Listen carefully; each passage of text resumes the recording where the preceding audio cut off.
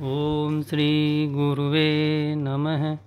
न गुरुरधिकं तत्त्वं न गुरुरधिकं तपः तत्त्वं ज्ञानात् परं नास्ति तस्मै श्री गुरुवे नमः। ओम शांति शांति शांति। श्वेता स्वतर उपनिषद, जिसकी व्याख्या स्वामी अखंडानंद सरस्वती जी की है। 10वां प्रवचन। विषय है माया ही जगत कारण है। आगे है, वह का भी पता लगाने वाला वही मैं है, और यह का भी पता लगाने वाला वही मैं है। यह और वह दोनों की जो कल्पना आती है, जो यह मालूम होता है कि ब्रह्मलोक, साकेत, गोलोक आदि में बहुत सारे जीव हैं और वे बहुत सारे लोक हैं। उन सब के साक्षी, उन सब के प्रकाशक, उन सब से न्यारे तुम हो। केवल निषेधात्मक जो ज्ञान होता है वह अज्ञान के निवारण में समर्थ नहीं है। यह आप लोगों को वेदांत की बात सुनाता हूँ। भला नेति नेति जो औपनिषद वाक्य है न, कि यह नहीं माने स्थूल शरीर नहीं, सूक्ष्म शरीर नहीं, कारण शरीर नहीं, विषय नहीं, इंद्रिय नहीं, मन नहीं, बुद्धि नहीं, आनंदमय कोश नहीं। यह नेति नेति का जो ज्ञान है, यह आत्मा को ब्रह्म बताने में समर्थ नहीं है। यह तो अवान्तर वाक्य बोले जाते हैं वेदांत में। इसलिए नेत का ध्यान करोगे तो सबसे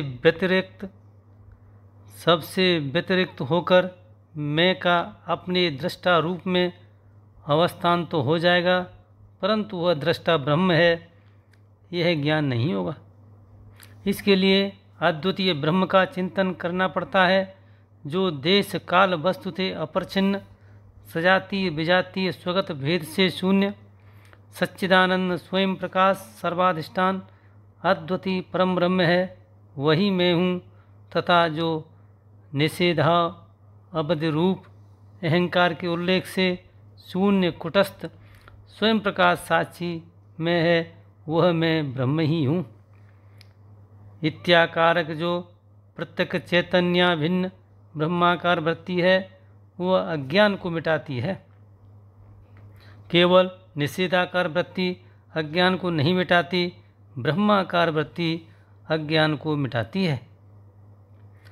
यह बात आप वेदांत की समझो, क्योंकि वेदांत संप्रदाय से अनभिज्ञ बहुत से लोग जो है ना, जिनकी कोई वेदांत परंपरा नहीं है, वे कहते हैं कि केवल असत के त्याग से ही ब्रह्म ज्ञान हो जाता है।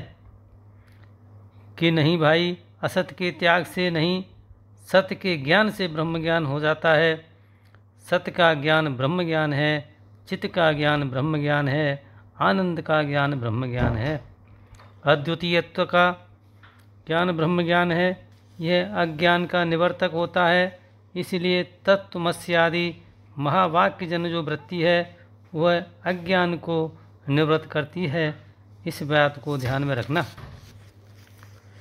ये आजकल के लोग वेद शास्त्र पढ़े हुए तो नहीं होते हैं, तो उनको मानने में भी संकोच होता है, क्योंकि वे समझते हैं कि इसको हम मान लेंगे तो फिर से पुराना पंथ आ जाएगा। अपने को नया सिद्ध करने के लिए वे यह बात बताते हैं कि हम वेद पुराण शास्त्र नहीं मानते, हम तुमको ऐसी युक्ति बताते हैं कि तुम्हारे विवेक के प्रकाश में जो जाना हुआ असत है उसको छोड़ दो, बस तुम ब्रह्म हो या तुमको परमार्थ की प्राप्ति हो गई। ऐसे कई लोग महाराज जो वेद को, शास्त्र को, पुराण को, वेदांत को नहीं मानते हैं और कहते हैं कि आओ हम स्वतंत्र युक्ति से ही तुम्हें नैति के द्वारा त्याग करवा कर ही ब्रह्म बना देते हैं। ऐसे ब्रह्म ज्ञान नहीं होता। यद विषयक अज्ञान से बंधन है, तद विषयक ज्ञान से तद विषयक अज्ञान की निवृत्ति होने पर तब इन बंधन की निवृत्ति होती है।